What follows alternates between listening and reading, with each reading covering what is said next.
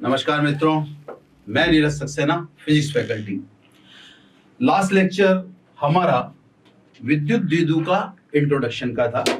उसमें अपन ने विद्युत द्विध्रुव का इंट्रोडक्शन दे दिया था और द्विध्रुव किस भौतिक राशि से आइडेंटिफाई होगा, यानी कोई निकाय द्विध्रुव है वो आप कैसे जानेंगे उसके बारे में मैंने बता दिया था। तो मैं थोड़ा सा आपको याद दिला देता हूं। पहले मैंने लास्ट टॉपिक आपको लिया था विद्युत द्विध्रुव, है ना सर? तो थोड़ा सा इस पर फोकस कर लेते हैं अपन। इलेक्ट्रिक डाइपोल, मैंने आपसे कहा था कि अगर सिस्टम के पास विद्युत द्विध्रुव आघूर्ण है ना, इलेक्ट्रिक डाइपोल मोमेंटम P है ना, यानी P is not equal to 0, तो सिस्टम को हम विद्युत द्विध्रुव बोलें, यानी वह सिस्टम क्या कहलाएगा? द्विध्रुव कहलाएगा। और यदि सिस्टम का P यानी द्विध्रुव आघूर्ण 0 है तो फिर वह द्विध्रुव नहीं है। इसका मतलब यह हुआ कि द्विध्रुव से संबंधित जितने भी टॉपिक होंगे उन सभी टॉपिक या उन सभी फॉर्मूलों में जो द्विध्रुव के लिए बनेंगे उन सभी के फॉर्मूलों में P यानी विद्युत द्विध्रुव आघूर्ण का होना जरूरी है।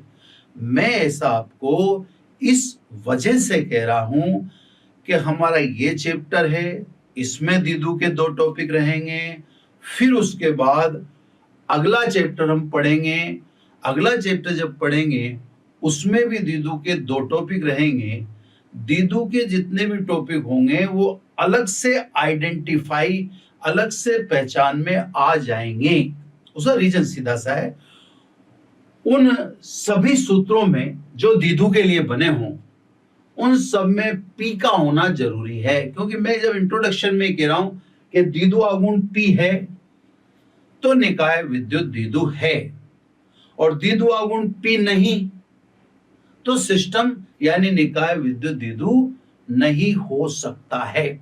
तो बच्चों ध्यान रखना, ये अपना पिछला लेक्चर का लास्ट टॉपिक या लास्ट लेक्चर था जो अपन ने पिछले में लिया था।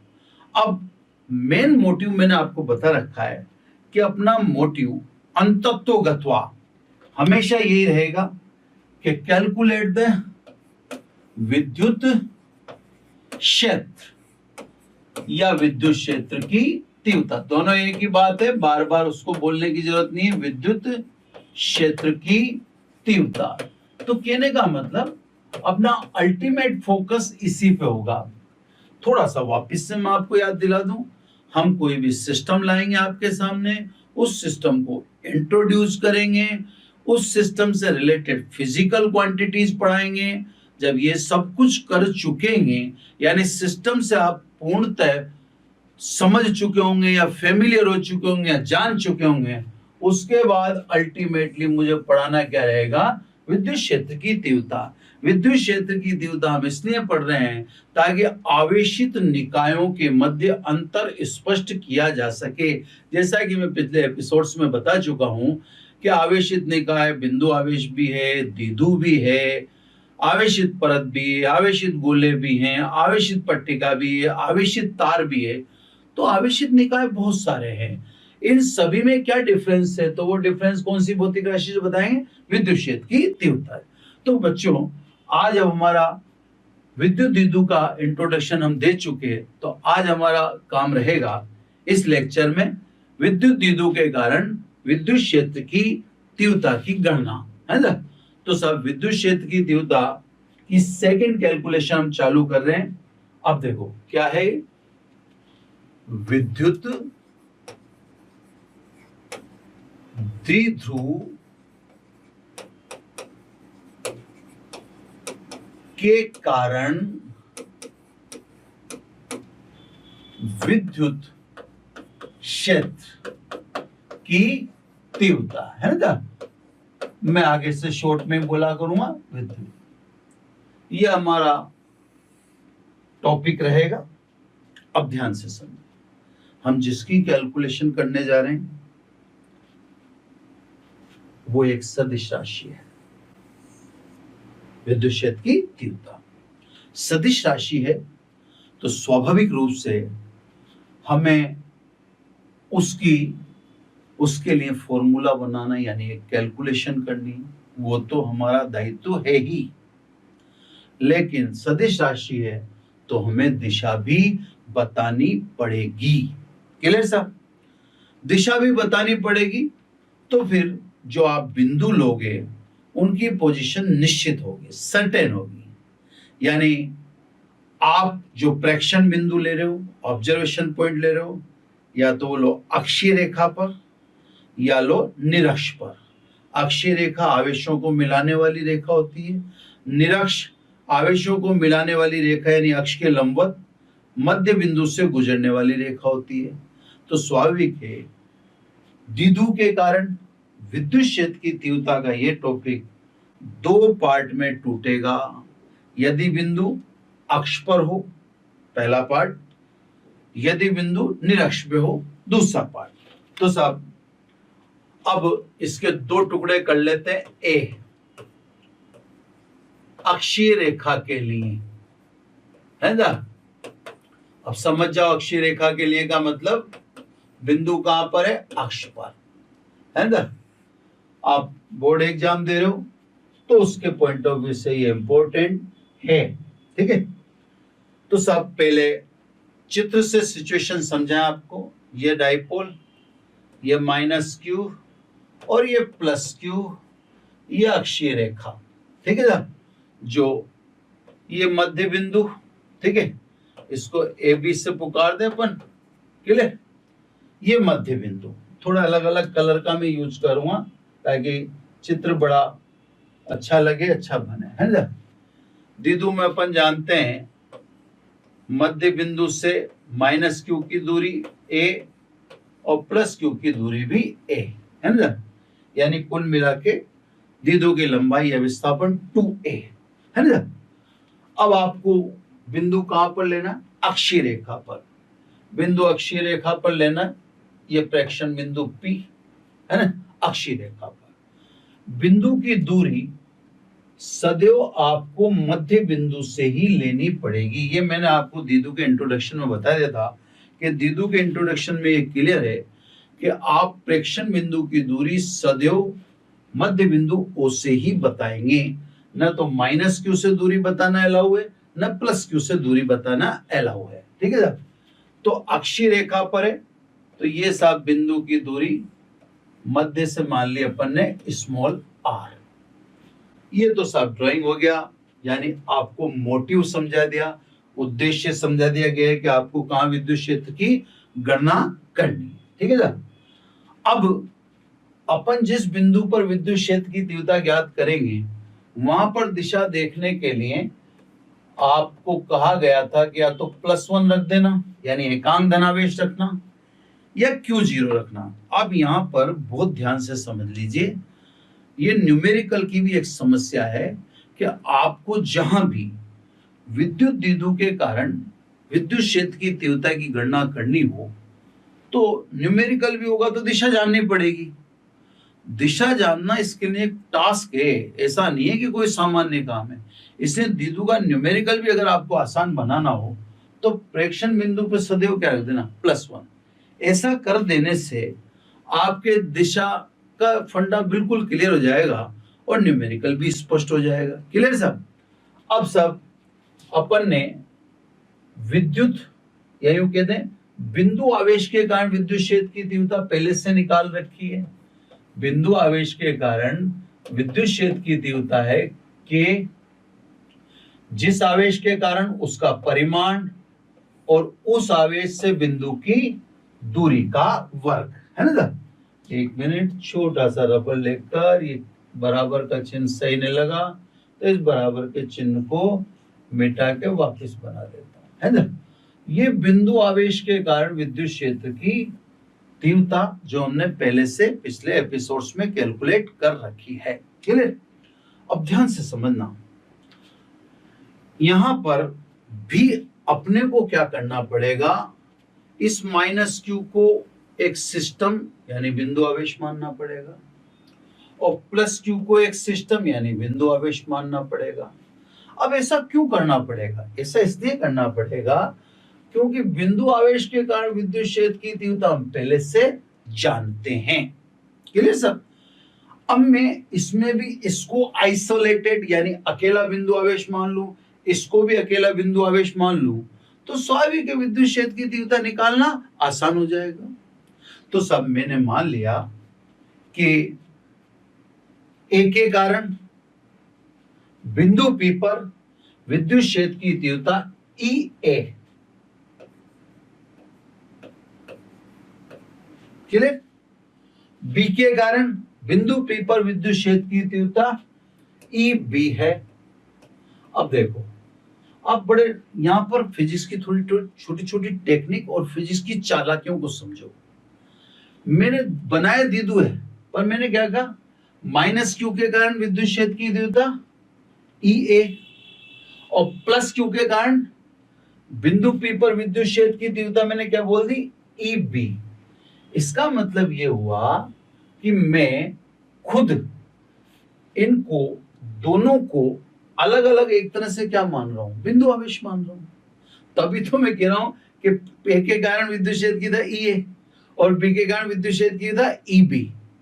दोनों को अलग अलग ही बता रहा हूं। तो ए को आइसोलेटेड यानी अकेला मैं बिंदु आवेश मान रहा हूं, बी को भी मैं अकेला क्या मान रहा हूं, बिंदु आवेश मान रहा हूं। समझ गए ना? तो स्वाभाविक रूप से अपन दोनों को बिंदु आवेश मानते हुए चल रहे हैं। अब दिशा देखेंगे। देखो सर, बी के कारण देख लो, प्लस प्लस को प्रतिकर्षित करेगा, प्लस प्लस को प्रतिकर्षित करेगा। जिधर बल वही किसकी दिशा होती है, विद्युत क्षेत्र की। तो बी के कारण विद्युत क्षेत्र इस दिशा में, इस दिशा में एकांक सदिश कुछ भी ले लो, आर केप ले लो, ईटा केप ले लो, पी केप ले लो। चलो दीदू है तो पी केप ले ले, वो ज्यादा सुंदर लगेगा। ऐसा तो खैर कोई दिक्कत नहीं, आर केप भी ले लो। तो मिटाने से आप कंफ्यूज मत होना, इच्छा होगी अचानक के पी कैप ले लेते हैं, तो ये मैंने पी कैप लिख दिया। ठीक है, ये बी के कारण।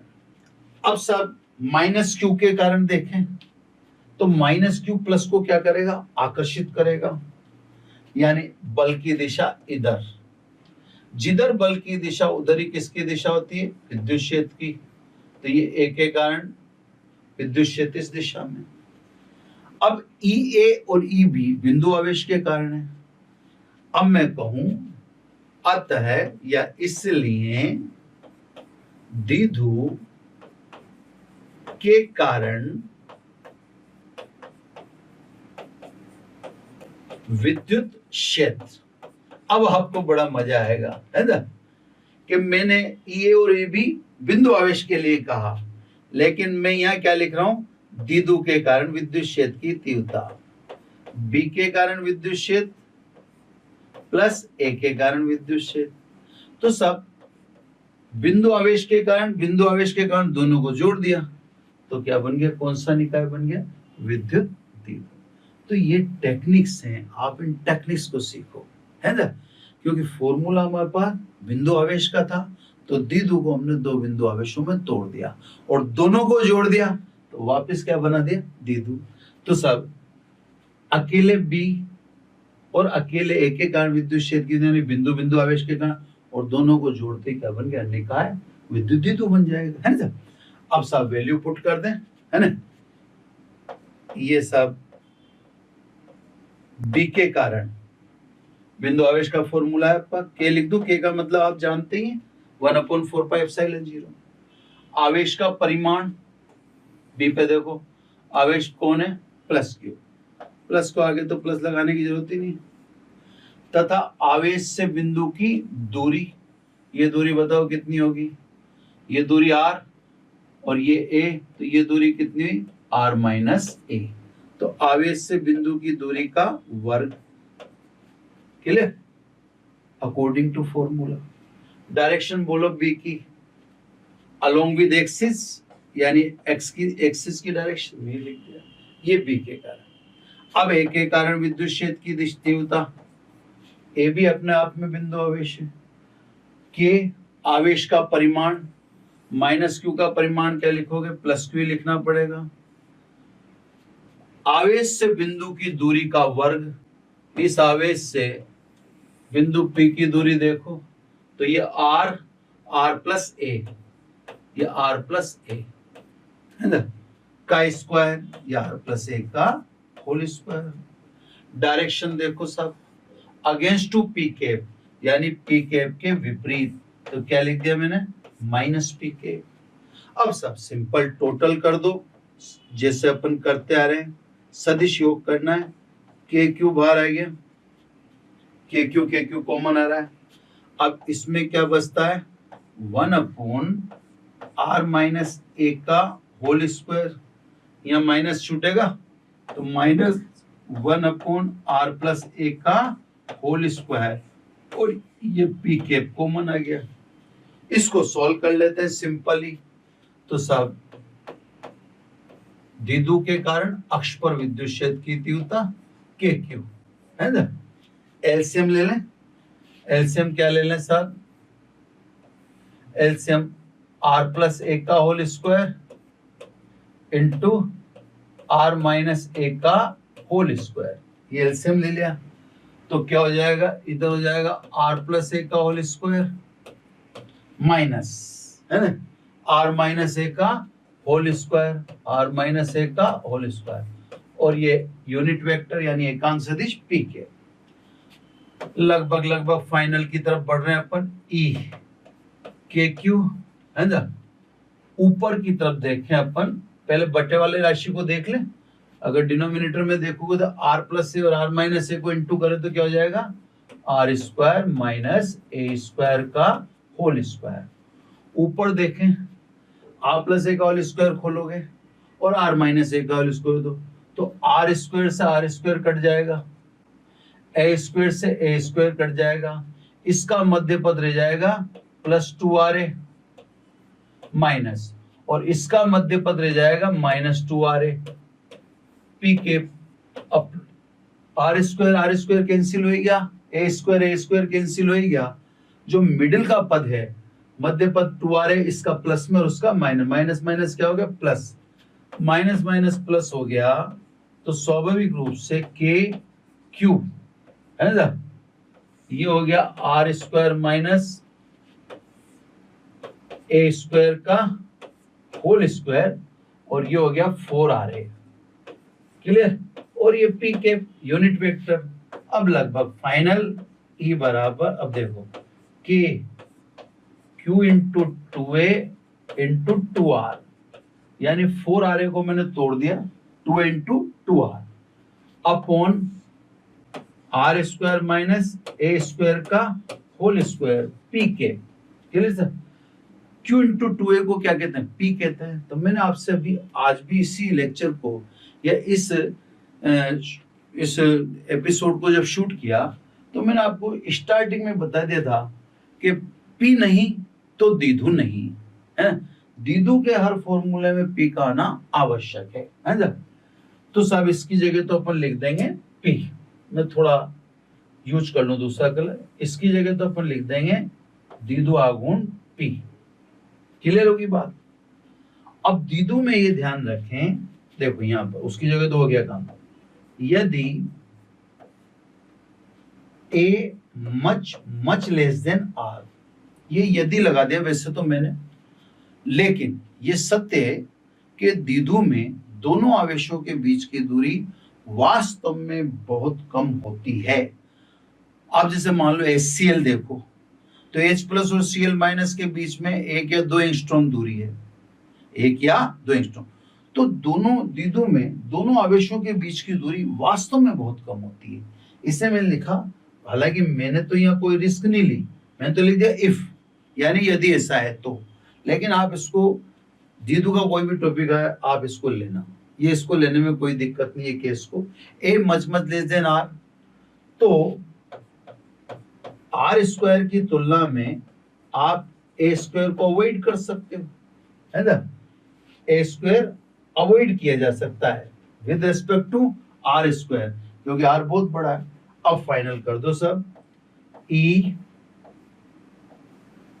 Is equal to K P, इसको पे लिख दिया, इंटू 2r अपॉन में ये अवॉइड हो गया है ना, तो r की पावर 4 और ये डायरेक्शन p के। अब बस मैं फाइनली फॉर्मूला आपके सामने पुट कर रहा हूं या लिख रहा हूं, ठीक है। एक r कैंसिल होगा, ठीक है, तो यहां पे लिख देता हूं क्योंकि मेरे पास वहां स्पेस नहीं बचती, यहां पे बिल्कुल क्लियर लिख देता हूं, है ना। अलग कलर ले लिया मैंने ताकि आपको दिखने में कोई दिक्कत नहीं है। यानी अक्ष पर विद्युत क्षेत्र की तीव्रता 2 kp अपॉन r क्यूब और डायरेक्शन अक्ष की दिशा में। तो सब ये कैलकुलेशन होगी जिसमें द्विध्रुव के कारण अक्ष पर विद्युत क्षेत्र की तीव्रता कैलकुलेट करके दिखाते है ना। इस फॉर्मूले से साफ दिख रहा है कि अक्ष पर विद्युत क्षेत्र की तीव्रता का मान, थोड़ा सा यहाँ पे समझने की कोशिश कीजिएगा आप। अक्ष पर कोई आपसे पूछे विद्युत क्षेत्र की तीव्रता कितनी होती है, तो आप कहना 2 kp अपॉन r क्यूब।